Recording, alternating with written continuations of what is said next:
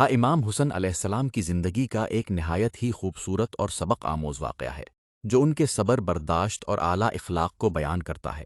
یہ ایک ہی مکمل اور تفصیلی بڑی کہانی ہے جو آپ کو ان کے کردار کی گہرائی سمجھائے گی۔ امام حسنہ اور شامی مسافر کا واقعہ۔ یہ اس دور کی بات ہے جب دلوں میں دشمنی اور غلط فہمیاں عام تھیں۔ ایک شخص جو شام کا رہنے والا تھا مدینہ منورہ آیا۔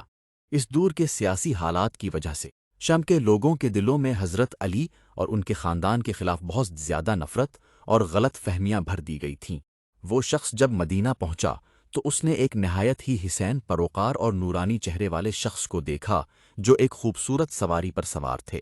پوچھنے پر اسے معلوم ہوا کہ یہ کوئی اور نہیں بلکہ رسول اللہ صلی اللہ علیہ وسلم کے پیارے نواسے امام حسن ابن علی ہیں۔ دشمنی اور غصہ۔ یہ سنتے ہی شامی شخص غصہ بھڑک اٹھا۔ یہ سنتے ہی اس شامی شخص کا غصہ بھڑک اٹھا۔ وہ امام حسنہ کے پاس گیا اور نہایت ہی غصے اور بدتمیزی سے انہیں اور ان کے والد گرامی حضرت علی کو برا بھلا کہنے لگا۔ اس نے سخت ترین الفاظ استعمال کیے اور ان پر طرح طرح کے الزامات لگائے۔ اس شخص نے نفرت میں ہر حد پار کر دی، لیکن امام حسن خاموشی سے اس کی ساری باتیں سنتے رہے۔ ان کے چہرے پر نہ غصے کا کوئی اثر تھا اور نہ ہی ان کی پیشانی پر کوئی بل آیا۔ امام حسن کا بے مثال جواب۔ جب وہ شخص بولتے بولتے تھک گیا اور خاموش ہوا تو امام حسنہ نے اس کی طرف دیکھا۔ ان کے چہرے پر ایک بہت ہی نرم اور پیاری مسکراہٹ تھی۔ انہوں نے غصے کا جواب غصے سے دینے کے بجائے نہایت ہی محبت سے فرمایا، اے بھائی، مجھے لگتا ہے کہ تم اس شہر میں مسافر اجنبی ہو اور شاید تم سے کوئی غلطی ہوئی ہے۔ اگر تمہیں رہنے کے لیے جگہ چاہیے تو ہماری جگہ تمہارے لیے حاضر ہے۔ اگر تمہیں کھانا چاہیے تو ہم تمہیں کھانا کھلائیں گے۔ اگر تمہیں لباس کی ضرورت ہے تو ہم تمہیں کپڑے دیں گے۔ اگر تم قرضدار ہو تو ہم تمہارا قرض ادا کریں گے، اور اگر تمہیں کسی دشمن کا خوف ہے تو ہم تمہیں پناہ اور حفاظت دیں گے۔ امام حسنہ نے مزید فرمایا کہ تم اپنا سامان میرے گھر لے آؤ اور جب تک مدینہ میں ہو میرے مہمان بن کر رہو۔ دل کا بدل جانا۔ امام حسنی کے اس بے حد نرم، شفقت بھرے اور مخلوق خدا کے لیے ہمدردانہ رویے نے اس شامی شخص کے دل پر ہتھوڑے کا کام کیا۔ اس کا غصہ پل بھر میں پگھل گیا اور اس کی آنکھوں سے آنسو بہنے لگے۔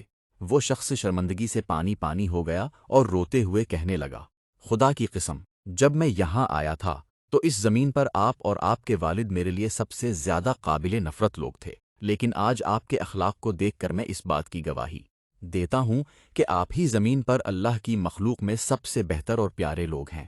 اب آپ میرے لیے سب سے زیادہ محبوب ہیں۔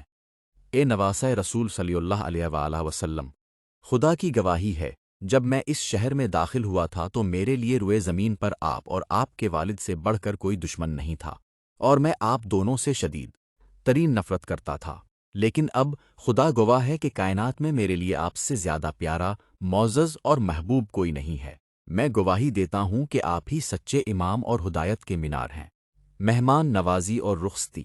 وہ شامی مسافر صرف اسی وقت تائب نہیں ہوا بلکہ اس نے امام حسن علیہ السلام کی دعوت قبول کی اور کئی دنوں تک ان کے گھر مہمان رہا۔ ان دنوں میں اس نے امام حسن علیہ السلام کی راتوں کی عبادتیں، غریبوں کی چھپ کر مدد کرنا اور ان کا بے مثال زہد و تقوی اپنی آنکھوں سے دیکھا۔ جب وہ شام واپس لوٹا تو وہ اب غصہ ور شامی نہیں تھا بلکہ شام کی گلیوں میں امام حسن علیہ السلام اور حضرت علی علیہ السلام کی فضیلتیں بیان کرنے والا ایک سچا محب بن چکا تھا۔ اس طویل واقعے کا گہرا سبق۔ امام حسن علیہ السلام کا یہ واقعہ ہمیں سکھاتا ہے کہ اخلاق سب سے بڑا ہتھیار ہے جو کام تلواریں، جنگیں اور بحثیں نہیں کر سکتے، وہ مخلصانہ محبت اور اعلیٰ اخلاق چٹکیوں میں کر دیتے ہیں۔